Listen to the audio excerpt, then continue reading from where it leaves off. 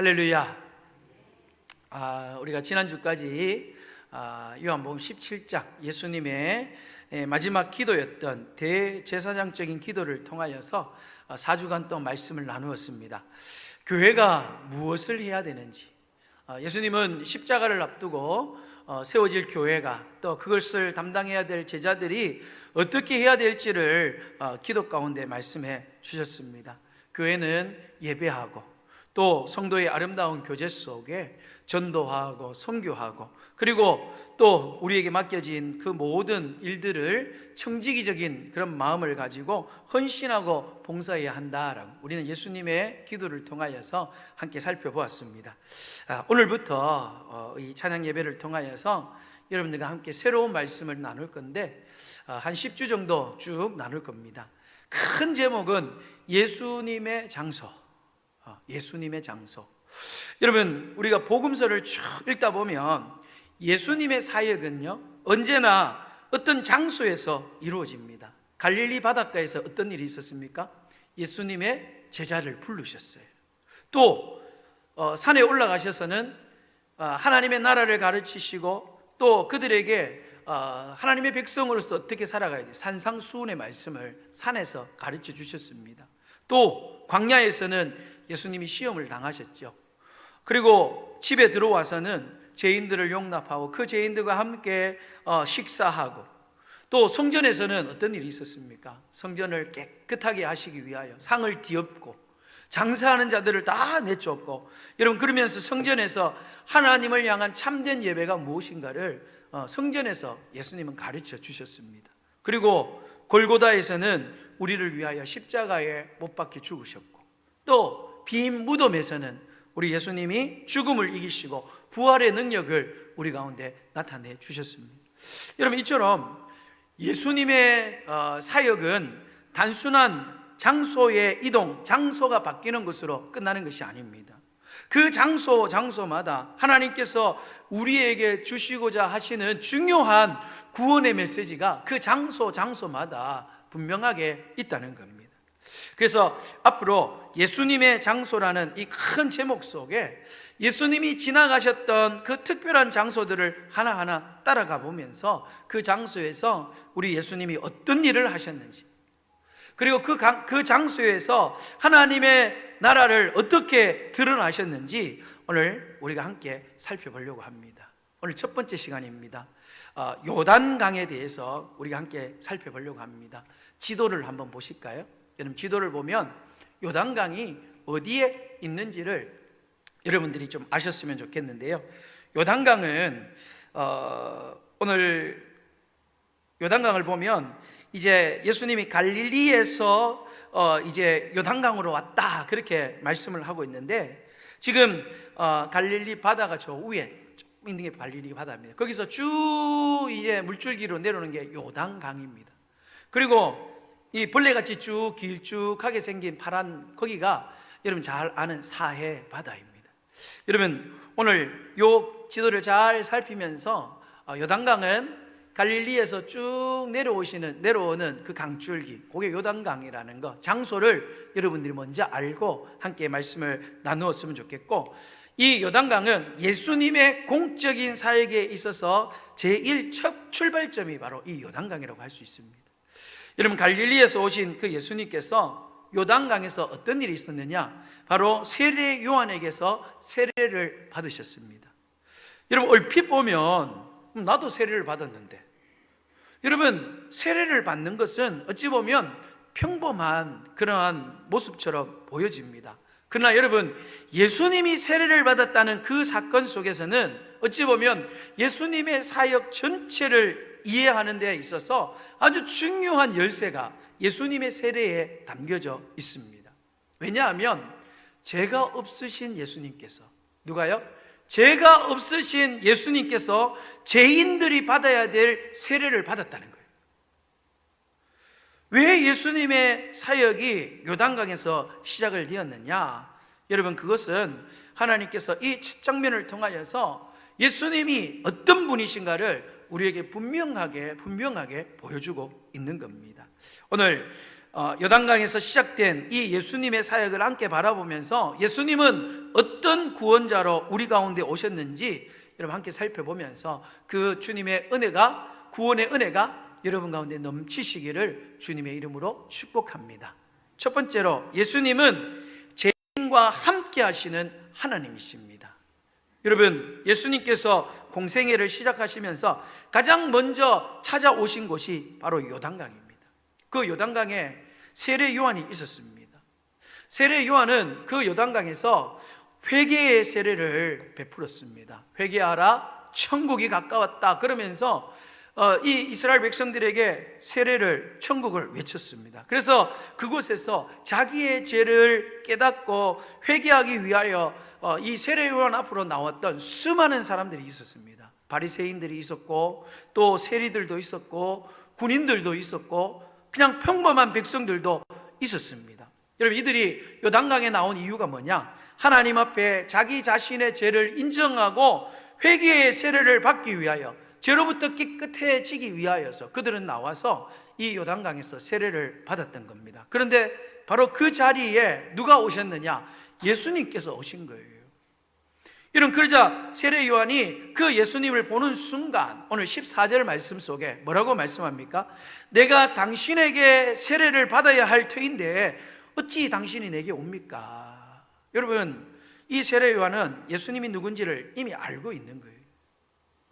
여러분, 예수님은 자기는 물로 세례를 주지만 내 뒤에 오시는 이 예수님은 자기보다 능력이 많아서 성령과 불로 세례를 베푸실 분이라는 것을 세례 요한은 알았습니다. 그렇기 때문에 지금 이 세례 요한의 입장에서 자기 앞에 세례를 받고자 이렇게 나오신 예수님이 도무지 이해할 수가 없는 거예요.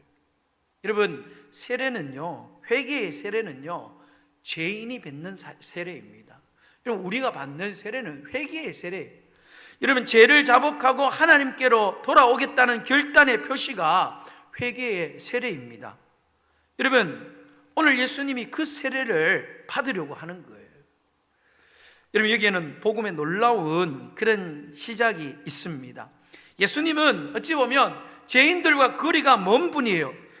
죄인을 멀리하고 심판하기 위하여 이 땅에 오신 분이십니다. 그런데 오히려 그 주님은 죄인들 가운데 들어오셨어요.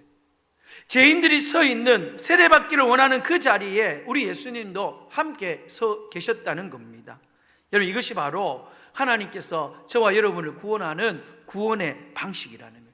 하나님은 저 높은 하늘의 보좌 위에 앉아서 우리를 향하여서 그냥 명령만 하시고 너 내가 구원할 거야, 그럼 그렇게 구원하시는 하나님이 아니시라는 거예요. 우리 가운데, 우리가 연약한 가운데에 있을 때에 우리 하나님은 그 연약한 가운데 친히 찾아오시고, 우리의 아픈 가운데 친히 찾아오시고, 우리 죄 가운데 들어오셔서 우리가 절망 가운데 있을 때에 우리를 찾아오셔서 우리와 함께 하시면서 우리를 구원하시는 주님이라는 것을 믿으시기를 주의 이름으로 축복합니다.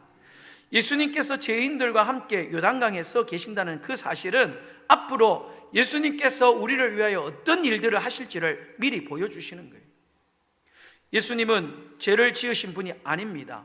그런데 죄인같이, 죄인과 똑같이 죄인을 대신하여, 여러분, 죄가 없으시지만 죄인의 자리에 서서 죄인의 모습으로 우리를 대신하여 죄인의 십자가를 대신 지실 것을 그 요단강 세례를 통하여서 우리에게 미리 보여주시고 있는 겁니다. 여러분, 예수님은 의인을 찾으러 오신 게 아니에요.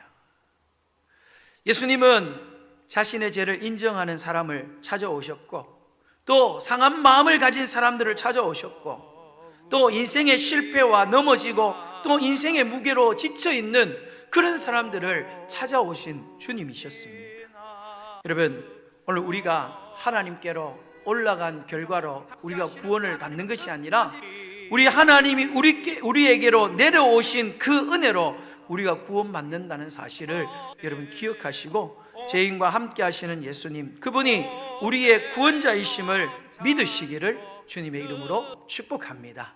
두 번째로, 우리 예수님은 하나님의 의를 이루기 위하여 순종하는 마음으로 세례를 받으셨습니다. 여러분 15절 말씀에 보면요, 예수님이 세례 요한이 극구 만류하지만 허락하라는 거예요. 허락하라.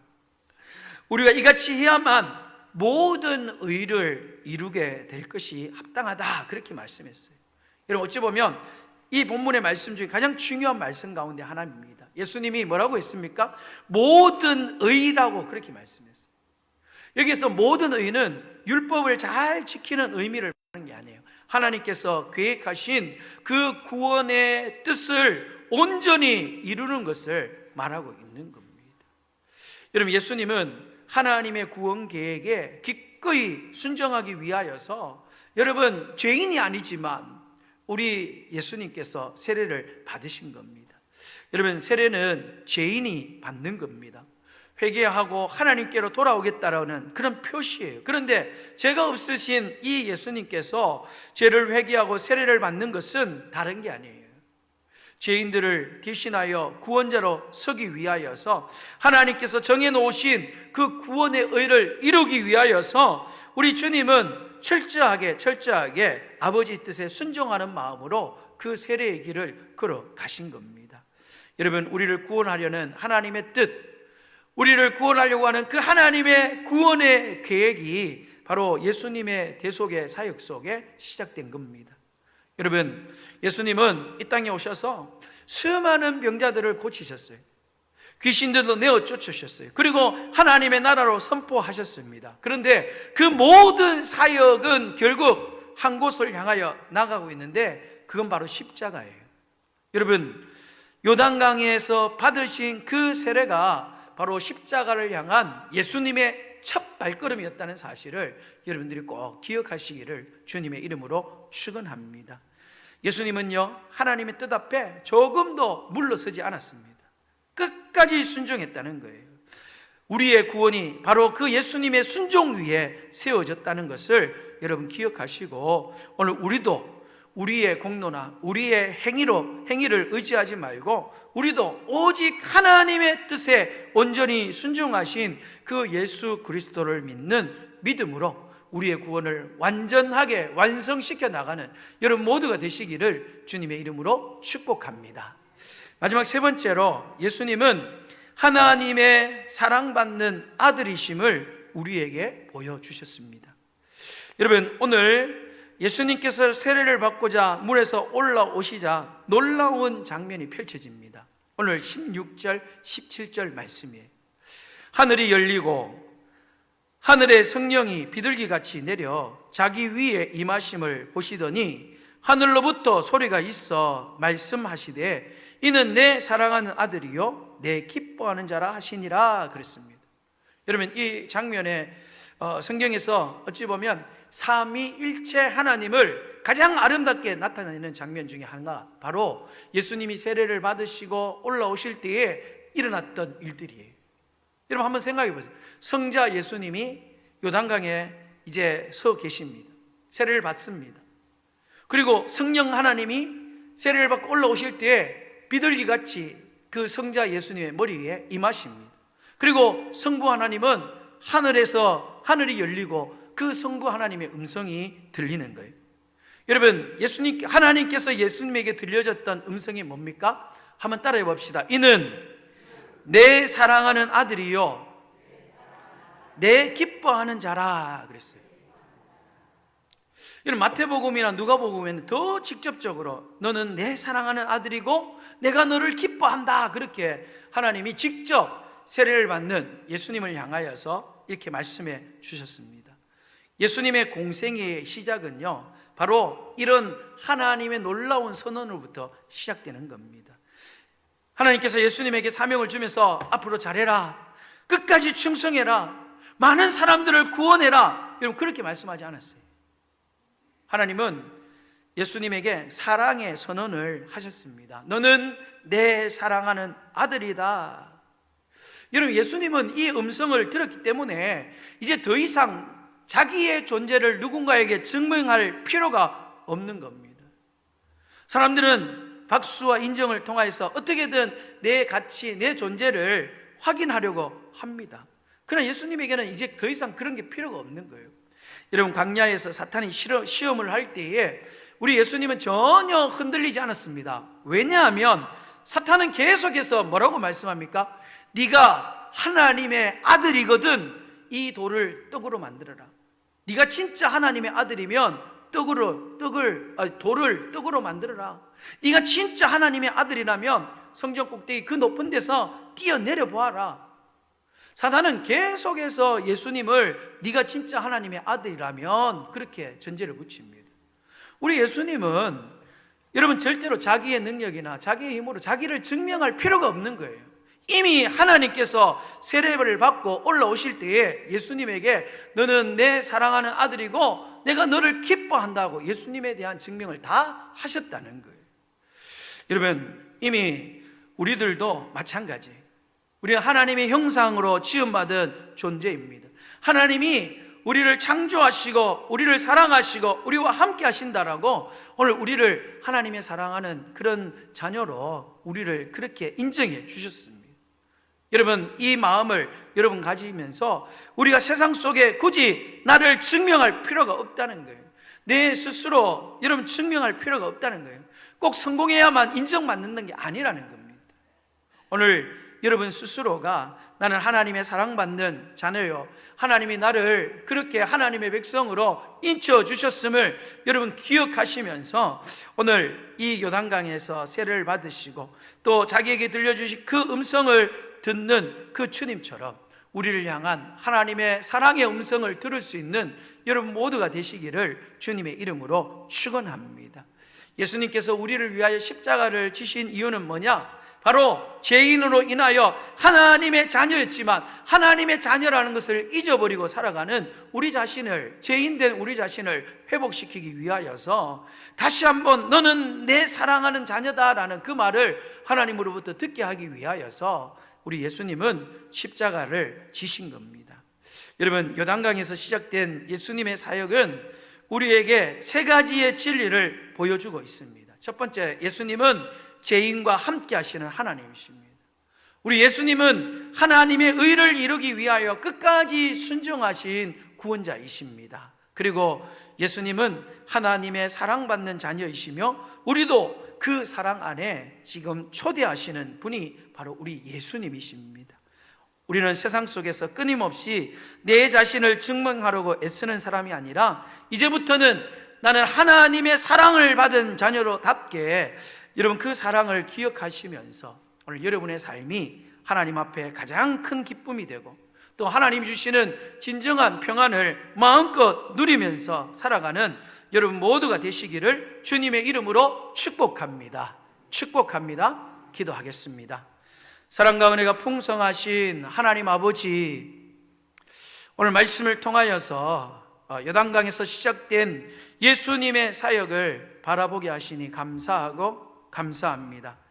죄인인 우리를 외면하지 아니하시고 우리의 자리까지 찾아오셔서 함께 하시는 그 예수님의 사랑을 기억하게 하시고 우리를 위하여 하나님의 뜻에 끝까지 순종하시면서 그 고난의 십자가의 길을 걸어가신 주님의 은혜를 늘 감사하며 살아가는 저희들 되게 하여 주시옵소서.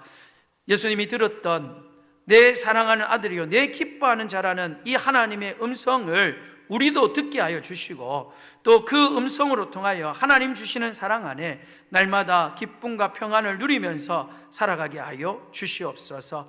이번 한 주간 하나님 우리 가정, 우리의 직장, 우리의 삶의 모든 자리에서 하나님의 사랑과 복음을 드러내는 믿음의 사람들로 살아가게 하여 주시옵소서. 거룩하신 예수님의 이름으로 기도드리옵나이다. 아멘.